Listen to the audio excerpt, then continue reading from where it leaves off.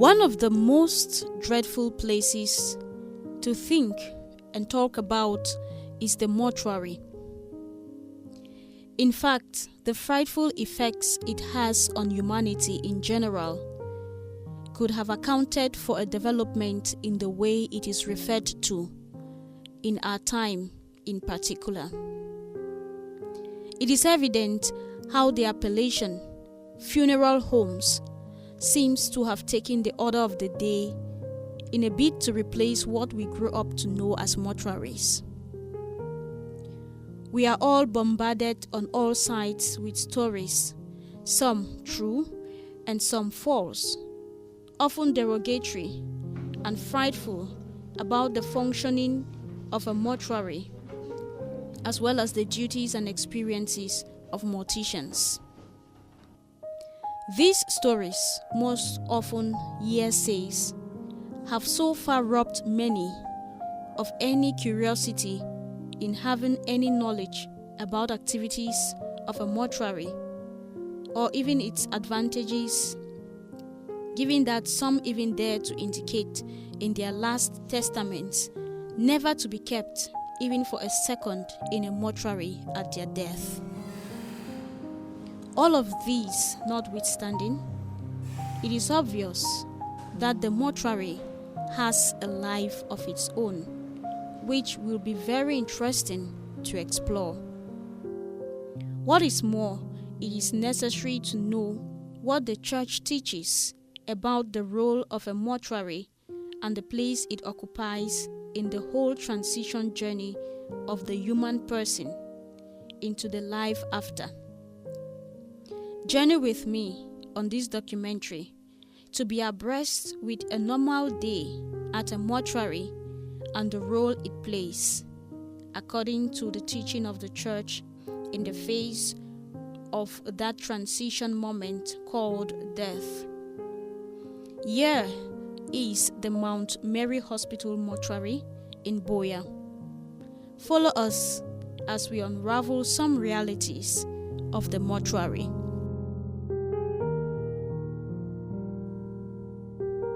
Conventionally, a mortuary has come to be known as a storage place for human corpses awaiting identification, removal for autopsy,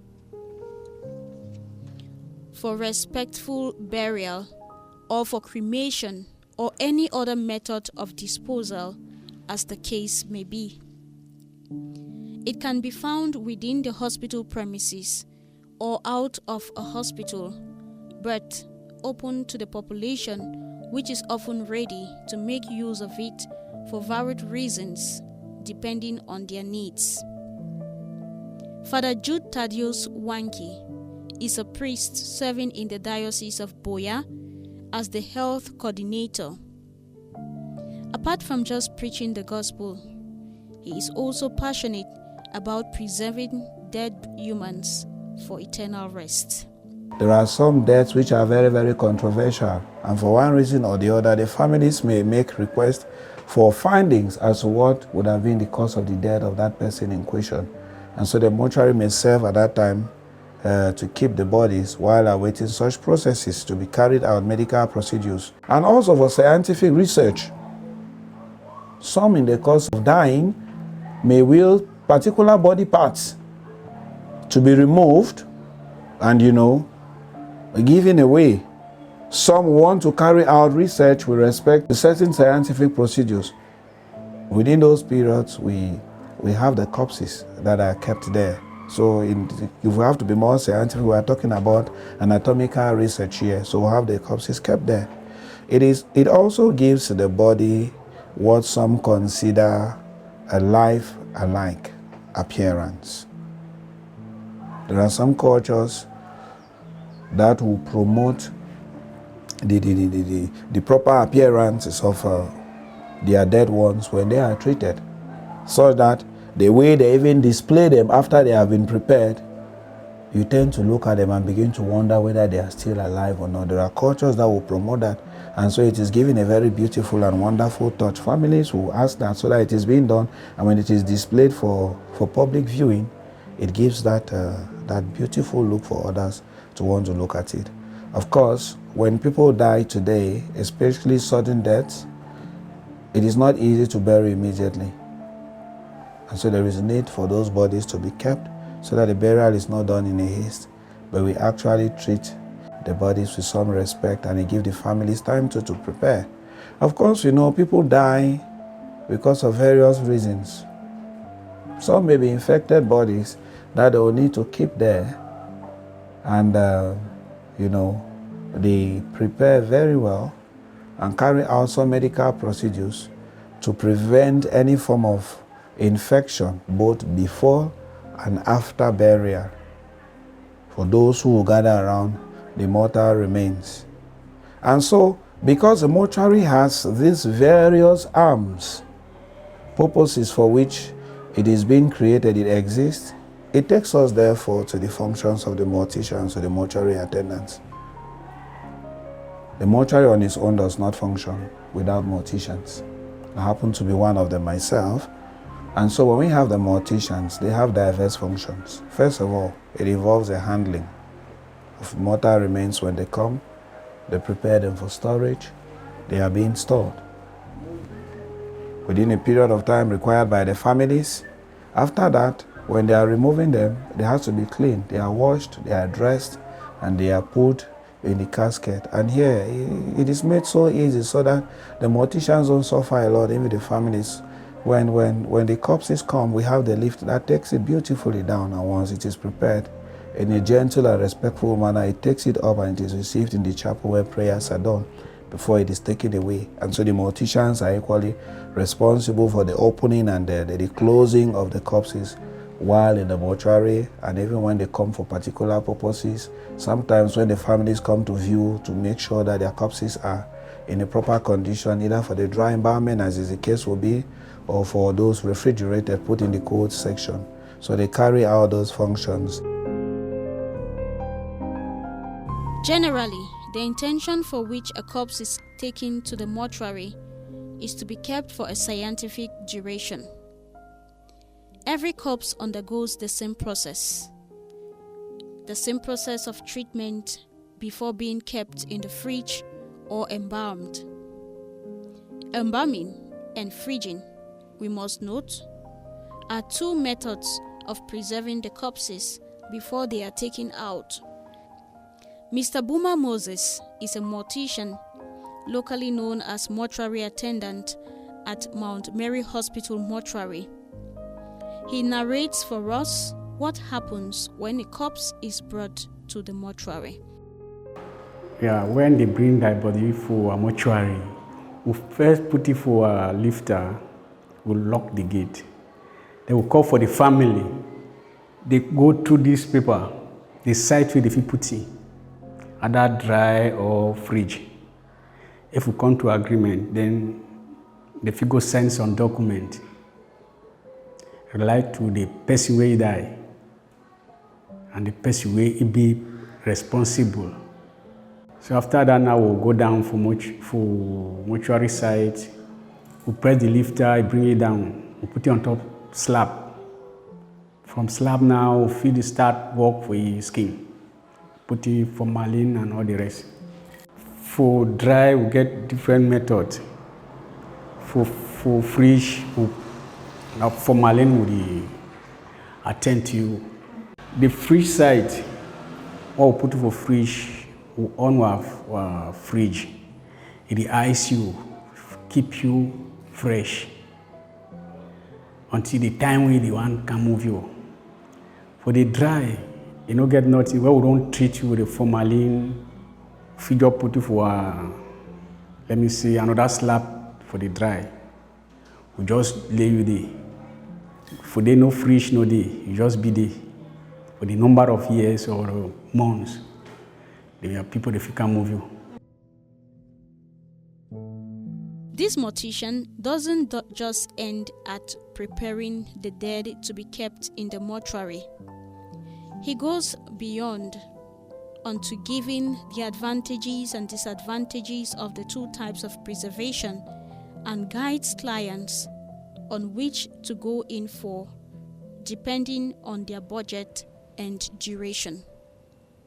for me, advantage for rich people for put their person for dry because they can't visit all the time. They see. For poor people, they feel put it for fridge. They say, okay, now our person that anytime they can't look key, we open the fridge, they look key, we lock them back, they go there. Apart from simply preserving the corpses at the mortuary so as to permit proper preparation for the funeral, the primary concern of the Church is with respect to the treatment accorded the corpses right up to the moment of burial. For upholding the dignity of the human person from birth to death and burial is one of the basic concerns of the Church, as prescribed in the Catechism of the Catholic Church, paragraph 2319. For even in death, one remains a child of God, and the body equally remains the temple of the Holy Spirit. A whole section of the Catechism of the Catholic Church is dedicated to respect for the dead. Then we are talking about paragraphs 2299 to paragraph 2301. When we even go to paragraph 2300, it states clearly, the bodies of the dead must be treated with respect and charity, in faith and hope of the resurrection. And it continues, the burial of the dead is a corporal work of mercy. It honors the children of God who are temples of the Holy Spirit. It is a corporal work of mercy, the burial of the dead, and which honors the children of God. They are not ordinary children. They are temples of the Holy Spirit. And why are they temples of the Holy Spirit? We all are created in God's image and likeness. Because we are created in God's image and likeness, the Church continues to cater for her sons and daughters from the moment of birth, when they see the light, right to the time of their last breath, when they die. And given that there is a link between the living and the dead, we see that already in the month of November. During the 1st of November, we celebrate the Feast of All Saints. Our brothers and sisters who were like us yesterday, they were human beings, they were sinners.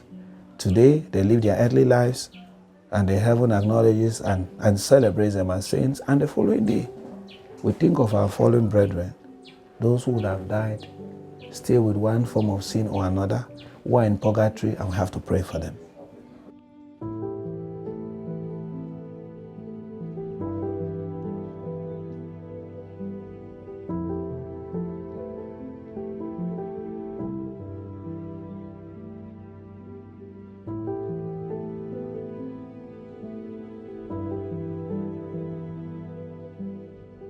Like we earlier said, when someone dies, it may come so sudden, and because we carry God's seal on us, we are not in a mad rush to just throw.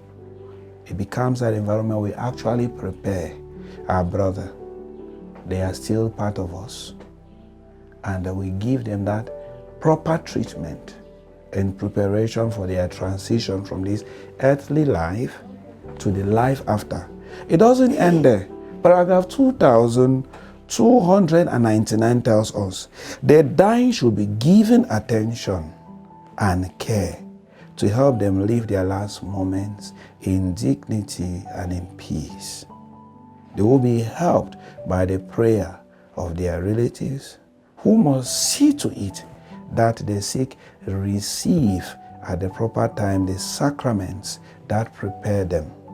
The sacraments that prepare them to meet the living God. It already tells us that while we are taking care of our brothers and sisters who are sick, the Church has taken the proper disposition to cater for them. Should they die, they are prepared to meet their Creator. So that already tells us, hey, we are not supposed to joke with those who die. And so when we have a mortuary like the one in Mount Mary Hospital, it is to serve this purpose. It is not first and foremost for any public motive, no. We have that divine duty to cater for those who have died. Even as Africans will testify that we do not joke with our fallen brethren. You see the way some weep at the death of their loved ones, they begin to, it's like they don't want them to go. They still feel that closeness.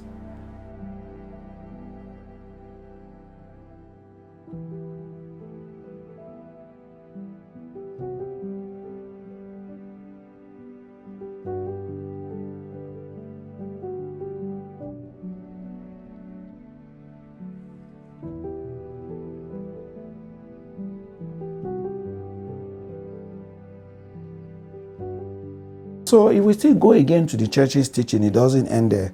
Catechism of the Catholic Church, paragraph 1015, it teaches, we believe in God, who is creator of the flesh.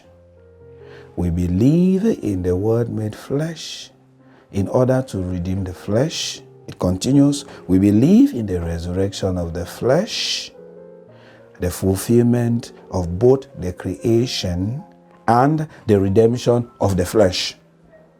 You see the corporeal nature, the aspect of flesh, that decaying part of the human person, which our doctrine teaches and highlights.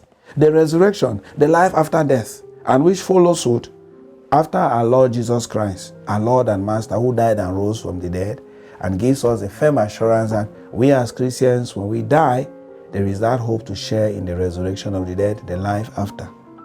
And so there is need to take care of that fleshy part of the human person which decays, to prepare it as we, while alive, we continue to take care of ourselves.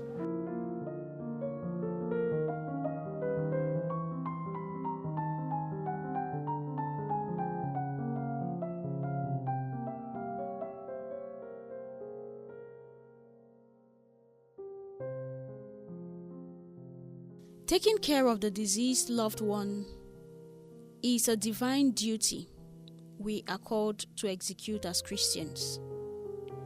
Even as Africans, we do not joke with our fallen brethren.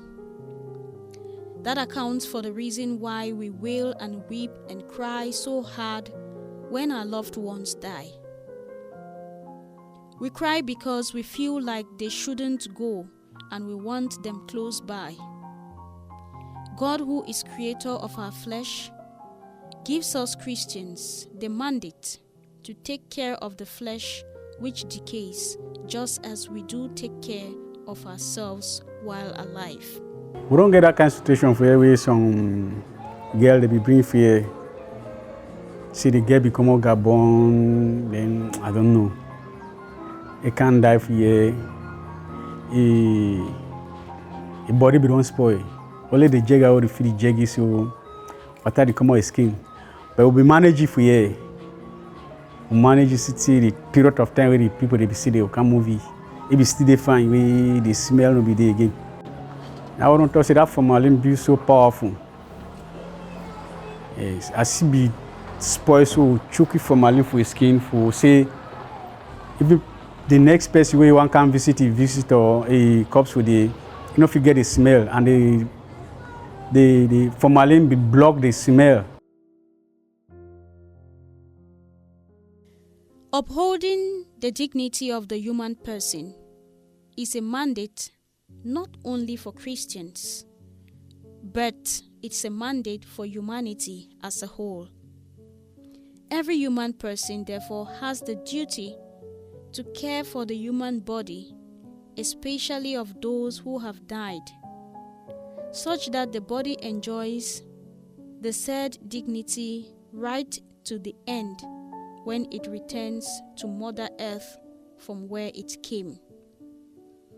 The million-dollar question here is, how best can a mortuary, in practical terms, carry out or perform this duty that conveys dignity to the dead? Being a faith-based institution, the Mount Mary Hospital mortuary, therefore, cannot be different from what the Catholic faith and the Christian faith teaches. Unlike the private-owned mortuaries, and maybe those owned by the state, and without any bias to any of these, and without any negative prejudices to the activities that are going on there, and with my own experiences, having been with some of these funeral homes, and without denying the fact that there are some which are actually doing their best to live and carry out their activities in the Christian fashion, I must say it is different here. Since we started functioning, we have hardly had any negative influence or situations where people will come to complain their corpses were kept, they weren't received in the proper state, one thing or the other was wrong with it. It has never been registered, and we do not hope for that. Secondly, we have had situations of corpses brought from other areas without mentioning to be properly taken care of, which means transferred from other mortuaries and brought here. And we have to rework and do a lot of work on them to make them best and give them the dignity and the respect that they need prior to their burial. That already tells you that something is not going well somewhere. And thirdly, when they come here, the way the corpses are handled, the consolation that we even give to those who bring the mortal remains to be stored here, the attention and even the choice of words from those who work there, the morticians, it makes a whole lot of difference. And testimonies from a good number of them, when they come here with tears flowing, and by the time they are going by, you actually see those, a good number actually appreciating, thank you very much. We think we have been well treated here so far. And even during the duration, when the corpses stay here, be it at the dry or at the embalmment of the cold section, from time to time, every week, every moment, every now and then, we do a cross-check. We verify. We look at the state of it. If there are aspects that we think we need to reinforce, we do that immediately. And once the corpses are brought here, their interest is not even profit making. We are here to see that our brethren are well kept. They are received in good shape and even better than they were brought. And I want to dare say that by the time the corpses are leaving here, we do not doubt that they will get to heaven. And you even get the feedback from those who have had their persons brought here. And so that attention is being given there. And even where we preserve them, you go to some areas, they are jam-packed. You open and it's like some will threaten to fall away. But everyone has his own space, especially the colder section. We do not combine. You occupy your space, your shelf, your drawer, and you're there until the time of removal. Which means by the time we discover that the colder section, the refrigerator, has already had a number of corpses that is supposed to full capacity, we do not insist on taking to put because of profit or money-making motives.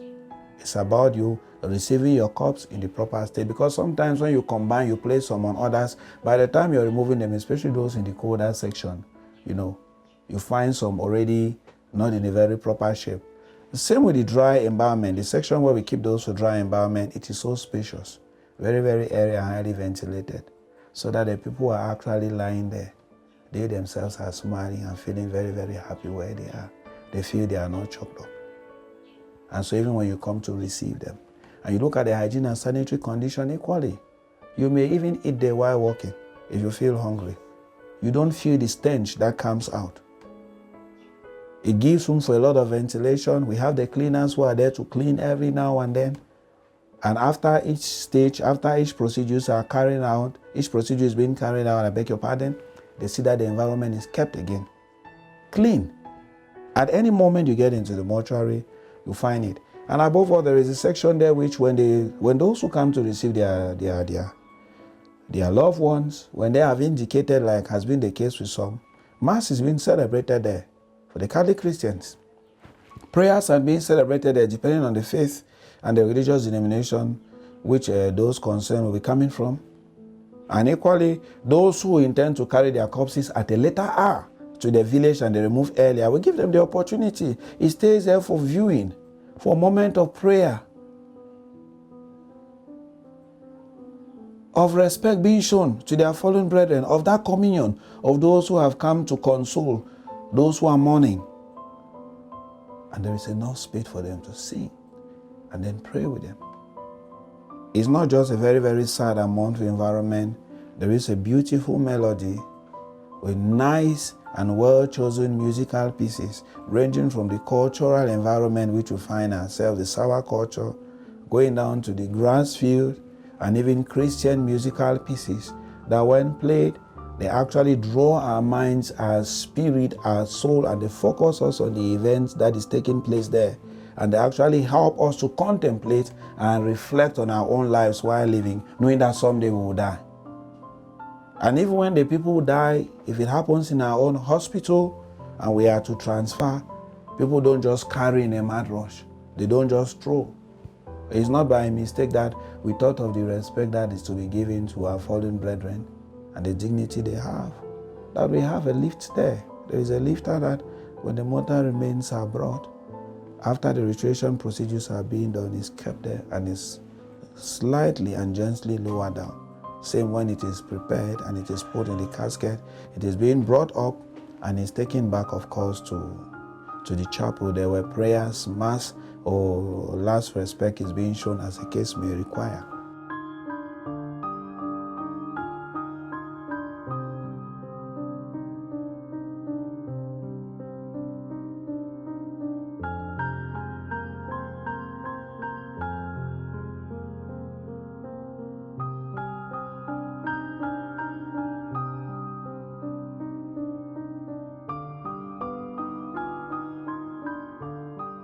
I'm sure most of you watching now are eager to see the practicality of what actually obtains in a mortuary setup.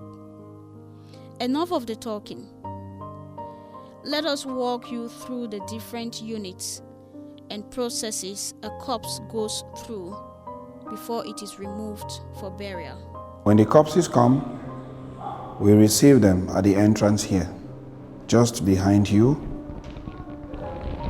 We receive, they are brought in on a stretcher, and it is brought here into this multi-purpose hall. It serves as a chapel. It equally serves as a waiting room for vigils, for those who want to stay here for a while to pray with their fallen brethren, and equally for the celebration of Holy Mass, for those who ask for funeral masses to be celebrated prior to departure with the mortal remains. So it's a chapel as well. You can see the altar and you can see the stand, which is movable, on which you put the mortal remains. So when they come, it enters through this pathway, and this is the lift there. It enables us, we put the corpse here, it is examined briefly, and after the registration procedures are done, with the help of the electrical system, it is lowered down gradually to the basement where all the technical work is being done for it to be kept either in the dry or in the refrigerated compartment, awaiting removal at the appropriate time, depending on the duration stipulated by the bereaved. This office, all the registration procedures are carried out here, and when they come to remove the corpse, the payments and the rectification of all the bills are done here. So there is a cashier who sits there, and after that the morticians, they ascertain and the receipts are handed over. And if anyone is to come to view the corpse, the person who did the registration must be present to avoid any confusion or mix-up somewhere, and any future problems that may arise from persons that they may not want to have access to the dead, or for one reason or another. Because sometimes people come here with situations that are highly problematic. We may not get into the details. The door here equally helps. It's another entryway where the mortal remains can be passed, and then they place on the lifter which takes it down. So it's still another entryway. It's equally another section where they can keep the stretcher while awaiting usage each time another corpse comes, so that we don't have to go right at the basement to get another stretcher to bring. So if I were to open the door, you'll see a stretcher lying right in here.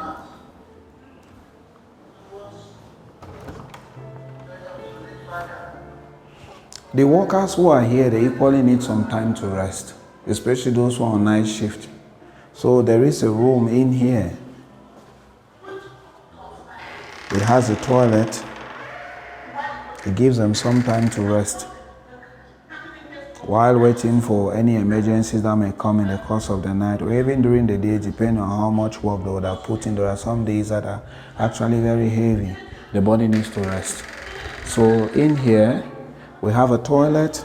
There is a toilet in here. It's locked now. There is a toilet which enables people may come to leave their mortal remains, and some may find themselves pressed and don't want to relieve themselves. So we have the toilet and a small bath here with the hand sanitizers to prepare themselves. In here is another office. It's a technical office. We have some of the equipment kept here, like the spare overalls, the aprons that they use, and the gloves which they use in preparing the corpses down there. So we have the materials, the protective equipment here which they use in the course of working, the gloves and the masks. We all have them in here in another office too. So we actually prevent ourselves so that we do not have direct contact, bodily contact with the corpses as we are working. There are various types. We have others that we actually put on, like earlier mentioned, like the overall we put on, and we have to zip all through, and it covers you. This is still another one that we use, and we have the gloves that we put on, and even in the course of working, we have the opportunity to change. We have the hand sanitizers. We equally have the mask. Now, when the corpse finally comes and we receive, there is a lift that brings it down.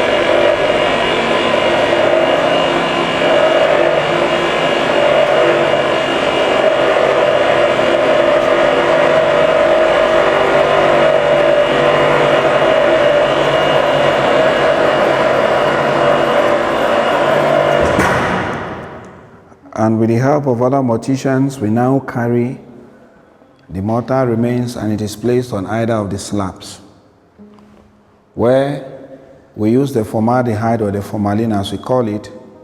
They are actually kept there in another store.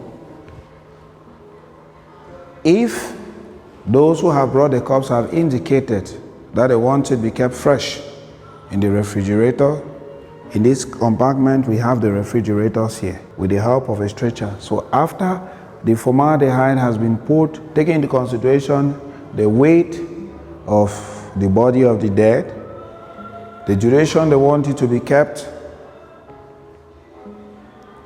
that is what influences the amount of formaldehyde or formalin that we use in preserving the corpse.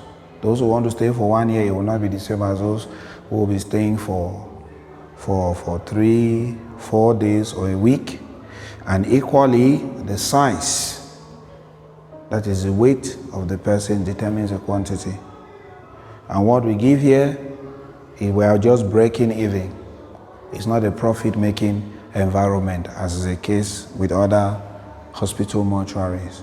If it's a case of dry, we know it's purely dry environment. It's altogether a whole different procedure. Involves some technicalities. There are major vessels within the system that they'll have to tear open around the lap here, and we track them, and with the help of some technical instruments, they are actually being used, to insert the formalin or the formaldehyde into the body while observing the various body parts. There is a whole technique on its own, and it is prepared also taking into consideration the duration, and from time to time, every week, depending on how long it is to stay, we do a kind of reinforcement. It's to enable the corpse, by the time it is leaving here, it is better than how it was being kept. Cases of persons who may be suffering, who may have wounds or sores prior to their death, we will advise them to go in for the dry, such that at the time of removal, those sores would have actually been drained, and even if they wash and prepare and they go in for long distances, they will not experience any drainage of a fluid from the body of the dead person, and that will cause the environment to become very, very unhealthy or awful. So they are prepared here and kept either in the dry department, which is that way, or in the cold, which is in here. This is another slab, and once we wash, they are still dressed here, and they are carried, put in the casket, put in the lifter, and now the lifter takes the mortal remains back up.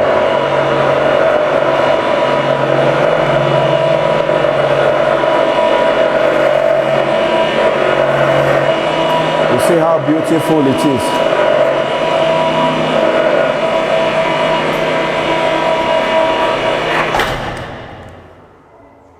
And the morticians will now go around through the stairway, and they receive the casket, and it is placed in the chapel up there for prayers, mass, or for the last respect to be carried out as the case may be. And we usually leave it up there. One is to avoid anybody from falling unexpectedly. That's to prevent any damage.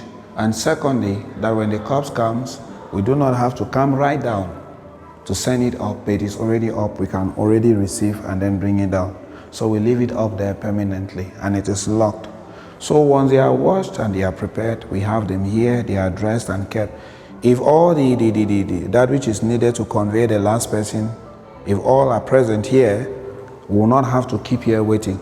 Because sometimes we prepare and we have to wait early enough for maybe the casket to come for us to convey. But when it comes, we now carry and we put inside. So here we have the store where we have the leftover materials and some hygiene and sanitary equipment, such that they get and then they use the quantity that they require and they keep. And it's equally being controlled. That the accountants will control all of that so that there is not mismanagement and they are used appropriately and adequately. There is a small store room equally here where they keep some of the cleaning materials, that which they use in cleaning the place to make it for hygiene and sanitary purposes. In here we have the toilets and the bath. The morticians, after having worked so hard, what do? They have to clean up themselves. So you see it's clean.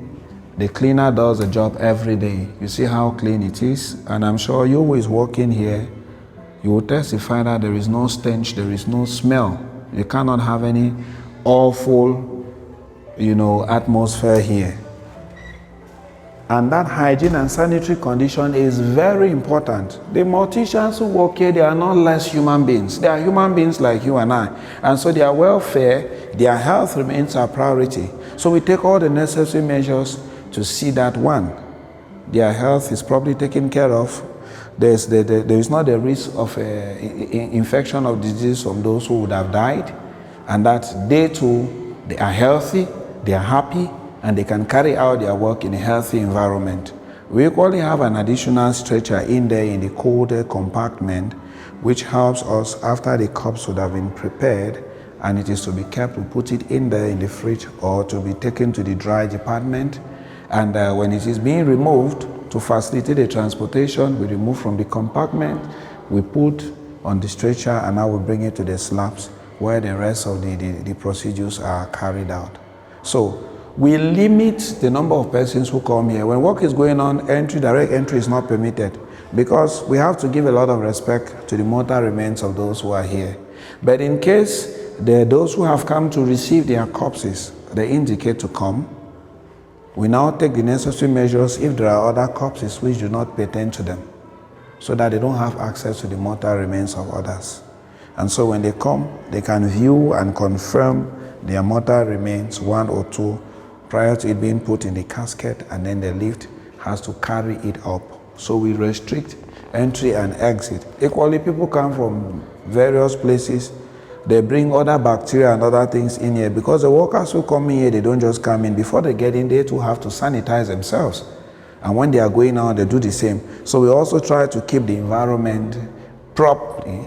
We have to keep it clean. It has to be, everything in order for a beautiful job to be carried out in a healthy environment.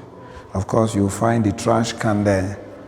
that which is taken off after usage, all the leftovers, the dirt, the clothes that would have been used, and even the overall which I'm putting on, after use, we immediately discard. We keep there, and there is a place where we incinerate, we burn.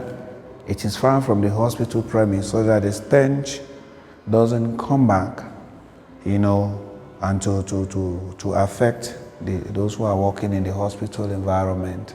So what going on here is highly restricted. There is a door there, it's an outlet that takes us to the behind part. For some reasons, there is power failure even though the generator is there, but circumstances may appear that we may have to, either convey or bring the mortar remains. That is when we use the back door. And for cleaning also, it equally serves for some emergencies, one could actually make way out. So this is a Mount Mary Hospital mortuary. What takes place in here, God sees. Those who are working here, they commit their activities into the hands of the Most High God and themselves. And so all that is being done in here, it begins with God, who is the creator of every human life, and it ends with God, who is the destination of every human life. Pray, come in contact with human life, which is sacred even up to the point of death. We carry out our work, and at the end of the day, we give thanks to God. It's a happy environment. Each time I have the opportunity to work with them, sometimes it's not easy. You have 5, 10 corpses that you have to prepare a day. And of course, they have their shifts. The shift permits the various workers and even the cleaner here who helps when the work is very heavy, that one person does not work to death. So the shifts help them to rotate. Some work within the day, some work at night, and they have to go back. They have days of rest just like that. So the environment is healthy. The working conditions are good. The workers are happy, and so many keep coming. Because those who live here, they are the ones who actually go back to tell the world what is happening here. The difference is clear. It speaks for itself. That we have so many who are brought, transferred from other storage homes, and they are brought in very poor conditions, and we have to reinforce and work on them. But already tells us we are trying to make the difference, and we are trying to make practical the faith that we professed. Christ came, he died and rose, and he leaves us with the firm hope that all of us alive now, when we die, there is a hope of the resurrection. There is a life after. But prior to our exit from this world, we have to be prepared corporally. That flesh which we believe was created by God, that flesh which we believe must leave this world and be reunited with its creator, has to be taken care of. So that mystery, that magic, if I may call it, that joyful, that grace-filled, that sacred activity takes place here. It begins from up there, it starts here, and it finishes out there, and then those who are brought here are taken to their final resting place after the other rituals would have followed. So this is what happens in Mount Mary Hospital mortuary. The role of a mortician can never be overemphasized in a mortuary. Morticians prepare the mortal remains for storage for as long as the family demands. Their job extends to preparing the bodies as well as for removal, from washing to dressing to placement in the casket. It could therefore be said that morticians perform sacred duty on dead bodies. Before embarking on this documentary, I had many expectations of confirming some stories I have heard about the mortuary and its activities. I am quite certain your expectation is as good as mine, right? At this point, our expectations can only be put to rest after listening to the morticians themselves as they share their experiences so far working in the mortuary and interacting with others in the society. I don't work with different corpses. I never get that kind of experience where they say corpse they disturb the whole place. I never get them. So for that side, I don't get no problem. Let me say with the sleep here. So we never get that kind of experience. We feel late complaints, say we don't see this, we don't hear that. We never get them. This other mortician says he has had testimonies and experienced one or two of the myths attributed to the mortuary and the dead brought there. But then his personal experience working as a mortician has been one of dialogue, prayer, and making jokes while working with the corpses to facilitate his job. The Mount Mary Hospital mortuary has been very, very friendly for me. First of all, it's in a Christian environment. It doesn't mean the extra forces will not infiltrate. People come from everywhere to be served, to keep their bodies there. But like I said, before I begin, I always say a word of prayer. Our faith teaches us that there is life after death. We earlier mentioned that there is a hope of the resurrection. So because even those who have died, it is only God who has a last say as far as their situation is concerned. So that life after death already tells us we are preparing them to be transferred from one state of life to another life that exists after this earthly dwelling. And so with the prayer that I say, and commending everything into God's hands, and that is in a Christian environment, it's a place that has been blessed and it continuously being blessed. And even those who are working there, those who carry their vessels of God's blessings, it pacifies the environment. And I've hardly had a negative reaction from them. And like I said, each time I get in there, I always have my jokes that I crack. Yes. I get in very, very friendly, and I get into my own friendly dialogue with those whom I'm to work on. The medical ethics will tell you there is such a thing as informed consent. Before you work on someone, you will need a permission. True enough, that person has died, but I still believe there is that respect.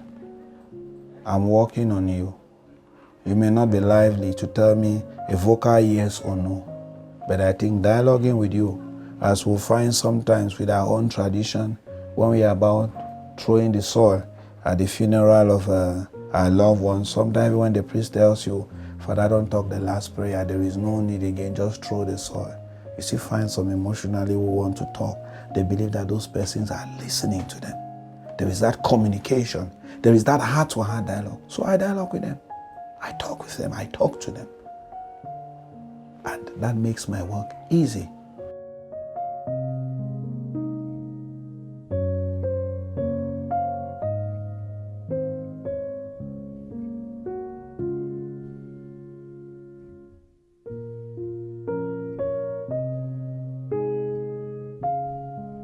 But I've had testimonies from other hospitals where it is not easy. They experience a lot of havoc. They see the disaster that those who are being kept there, they carry out. Some you are even told, we kept this person before we came back, positions, things like that have changed. And some share with their experiences. In some mortuaries will tell you before they get in, they have to knock 2 or 3 times. I've witnessed that in one of the mortuaries I went there. We're going to view and the man knocked and said something in the diary that unfortunately I didn't hear from that area. But, so there are those beliefs, and we know we are Africans, and there are a lot of cosmic powers that exist, and there are lots of supernatural happenings that go, and which fall within the realm of our cultures and traditions. That may not be happening in the white man's area. Even if it happens, I may not believe, but within our African context, where we see those things happening, sometimes they infiltrate themselves into this domain.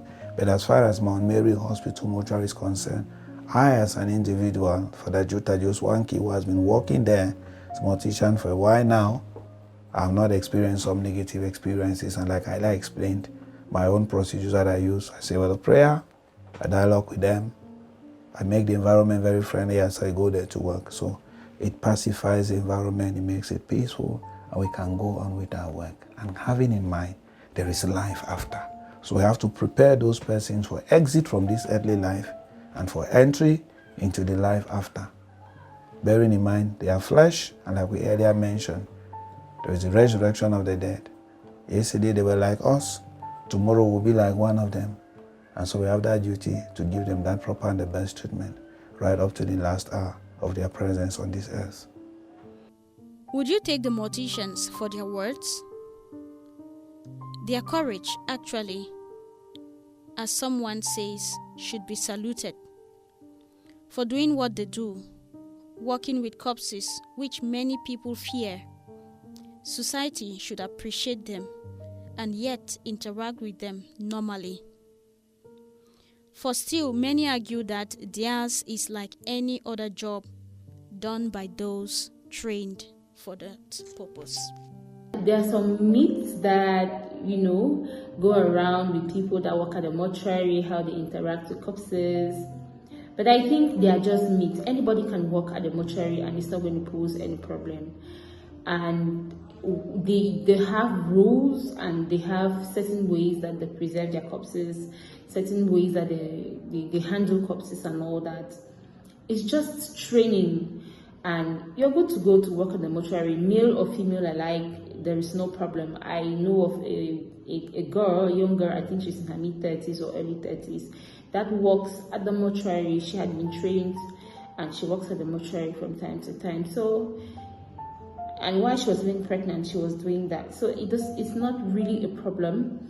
It's just a myth that has to be demystified. Anybody can work at the mortuary. It's just courage and being ready to carry out the work that you're called to do. Concerning those who work in the mortuary, well, I interact with them as normal as any other person, but I see them as courageous because corpses are what many people fear. I don't know why people fear the dead more than even the living. The opinion of another is slightly different from the ladies you listened to earlier on. According to him, though the service they render is quite dignifying, he has nonetheless experienced some strange attitudes with some morticians, though he is not sure if the attitudes were developed at the job. Unfortunately or fortunately, I have not had friends who are morticians or mortuary attendants. I've not had, but I've had the opportunity of interacting briefly with some of them, especially because we may have to put a corpse in a mortuary or we may have to remove one. You ask me what I think about them. Well, what they do is dignifying, although sometimes some of them behave a little strange, a little queer.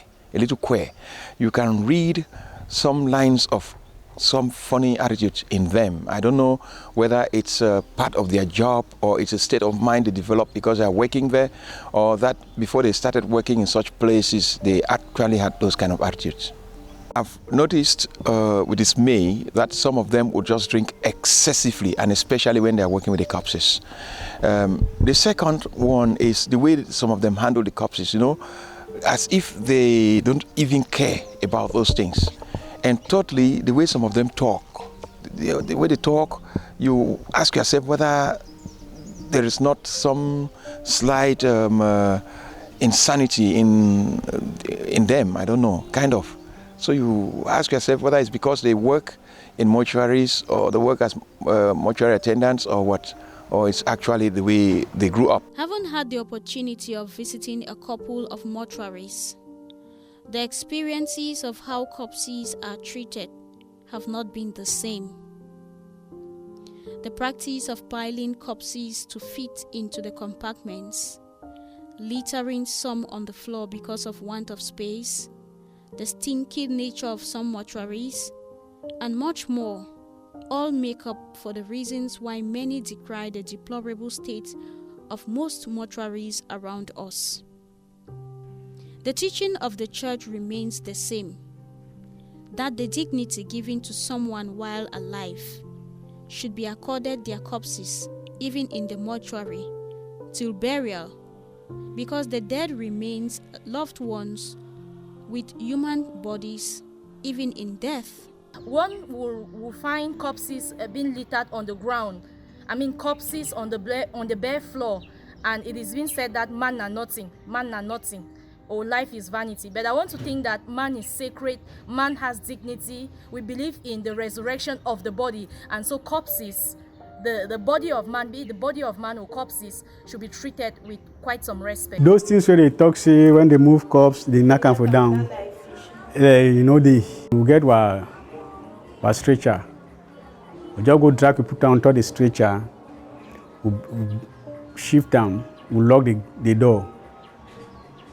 Now, if you bring a rifle, I'll slap with the wash person.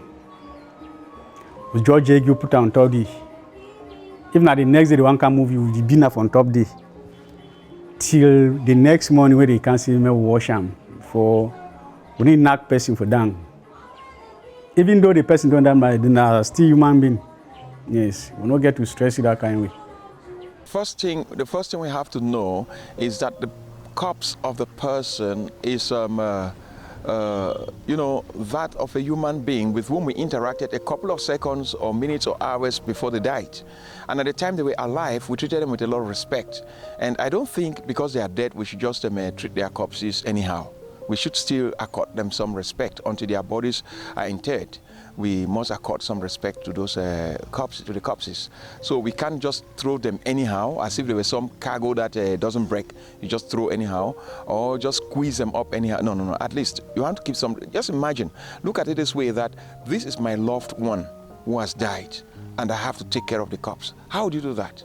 You will not be careless with it, because you still feel attached to the person. That's where I have a little trouble, the way some of them handle as if they don't care.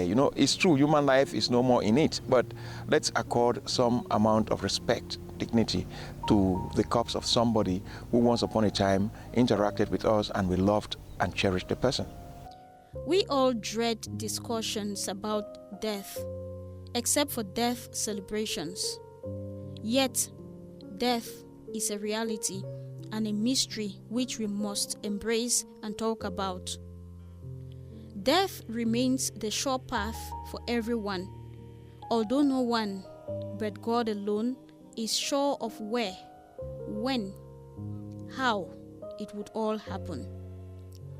Every death celebration, therefore, ought to be a reminder to us about death's reality and a challenge for us to put aright our words and actions in preparation for our own death.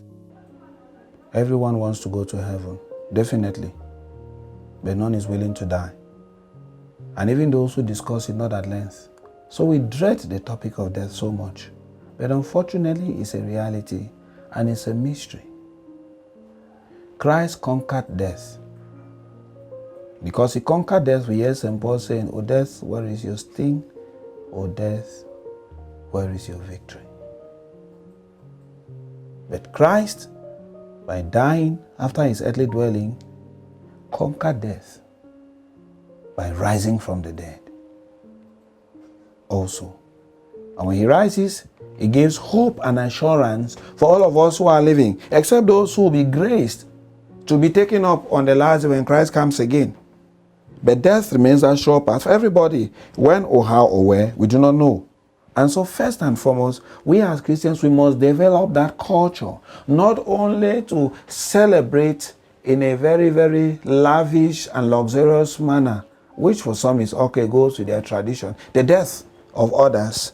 But while celebrating, we should contemplate our own death. That is why during funeral celebrations, the message of the preacher there is not so much on the one who has died. True, a few words may be addressed to that person, but the message is for us, the living, reminding us that today we are alive. But this person lying there was like one of us yesterday, and he has died. And so tomorrow we who are sitting here will be like him or her lying in that casket.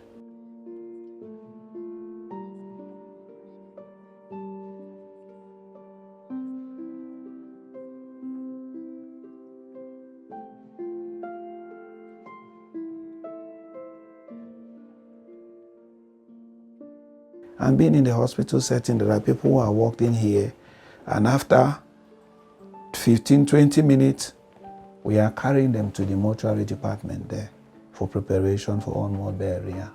Within the twinkle of an eye, we can disappear from this earth. And so we do not have to be afraid. We need to muster the hope. The death and resurrection of Jesus Christ is a firm assurance for us all that we too one day will die after the example and the pattern of our Savior Jesus Christ. But if we live with Him, we shall also die with Him, and then that will give us the opportunity to rise with Him and share in that glorious life in heaven. So let us not be scared. That is my message to all of those watching me right now. Let us not be scared of death. Let us prepare for our own death every day, because we do not know when it will come. Let us not postpone the things we have to do today. Let us do them, accomplish them. Let us live every day as if it's our last.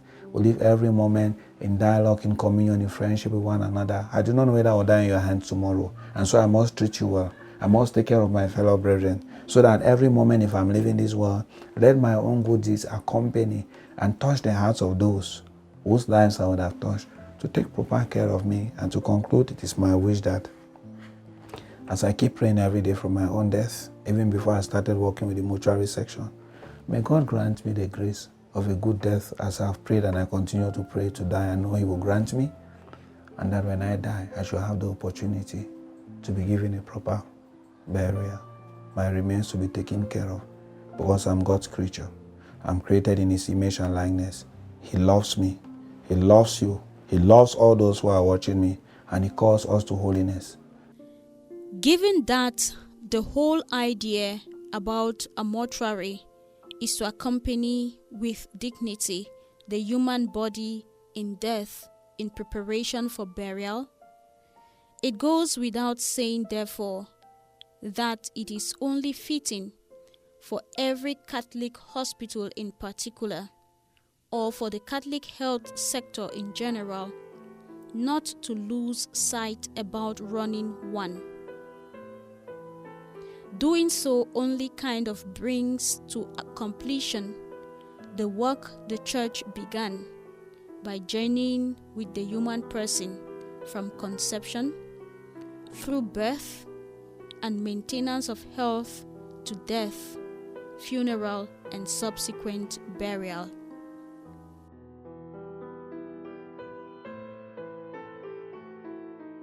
Again, having journeyed with me to the end of this documentary, I am sure some of the myths, fears, and others you had have been overpowered by the experiences shared and the knowledge gained as to the stance of the Church in the management of the mortuary. The inevitability of death ought to leave us as open as possible to discussions on death and its reality, without remaining oblivious of the need to lead lives worthy of our calling as Christians.